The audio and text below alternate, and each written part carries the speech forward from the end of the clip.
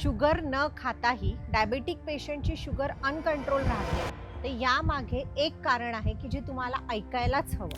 आपल्या शरीरामध्ये जर स्ट्रेस लेवल म्हणजे स्ट्रेसचं जर प्रमाण खूप जास्त असेल, त्यावेळेला कोणतंही गोड न खाता शुगर लेवल्स वाढलेल्या असतात. आता हा स्ट्रेस काय करतोय?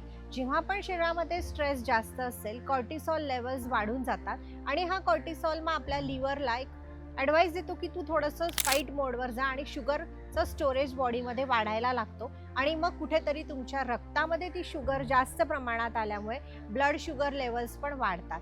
तर यासाठी काय कराल? आपला स्ट्रेस कमी करण्यासाठी काही आयुर्वेदिक औषधी आहेत, जसं ब्राह्मी आहे, शंखपुष्पी आहे, जटामांसी आहे, अश्वगंधा यांचा डॉक्टरच्या सल्ल्याने उपयोग करा. त्याचबरोबर कॉर्टिसॉल लेवल कमी करण्यासाठी ब्रीदिंग टेक्निक्स आहे, प्राणायाम आहे, भ्रामरी प्राणायाम आहे. याचा जर नित्य उपयोग केला तर आपला स्ट्रेस लेवल कमी होऊ शकतात. तसेच योग निद्रा केल्यास देखील हा स्ट्रेस आपण मॅनेज करू शकतो. तर फक्त खाण्यावर नाही तर आपल्या मानसिक ताणावर देखील लक्ष देणं खूप जास्त गरजेचं आहे.